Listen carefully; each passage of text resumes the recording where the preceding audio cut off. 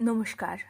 কথা একাত্তর টিভির সাপ্তাহিক ইতিহাস ঐতিহ্য সঙ্গে আমি মধুবন্তী। আজকের পর্ব শ্রী শ্রী কৈবল্যধাম আশ্রম। চট্টগ্রাম মহানগরের আকবরশাহ থানার পাহাড়তলী এলাকায় অবস্থিত শ্রী শ্রী কৈবল্যধাম আশ্রম বাংলাদেশের অন্যতম প্রাচীন ও ঐতিহাসিক হিন্দু তীর্থস্থান।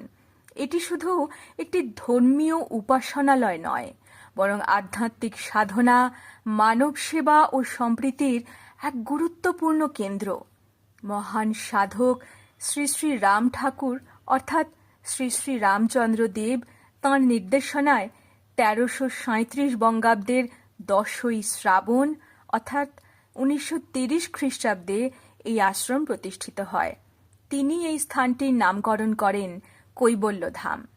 পাহাড়, সবুজ প্রকৃতি ও শান্ত পরিবেশে ঘেরা এই আশ্রমে প্রতি বছর বিভিন্ন ধর্মীয় উৎসব, কীর্তন ও ভক্ত সম্মেলনের আয়োজন করা হয়। দেশ বিদেশ থেকে অসংখ্য ভক্ত ও দর্শনার্থী এখানে এসে প্রার্থনা, ধ্যান এবং আধ্যাত্মিক প্রশান্তির সন্ধান করেন।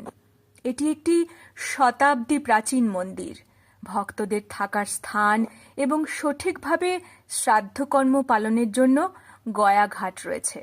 শ্রী শ্রী কৈবল্যধাম আশ্রম কেবল একটি ধর্মীয় প্রতিষ্ঠান নয়, এটি চট্টগ্রামের ইতিহাস, ঐতিহ্য, সংস্কৃতি ও সাম্প্রদায়িক সম্প্রীতির এক গুরুত্বপূর্ণ নিদর্শন।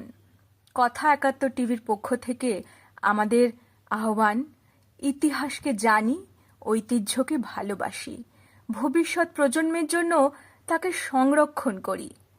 আপনার এলাকায় ইতিহাস ও ঐতিহ্য প্রচার করতে চাইলে কথা একাত্তর টিভির হোয়াটসঅ্যাপ নম্বরে যোগাযোগ করুন। ধন্যবাদ।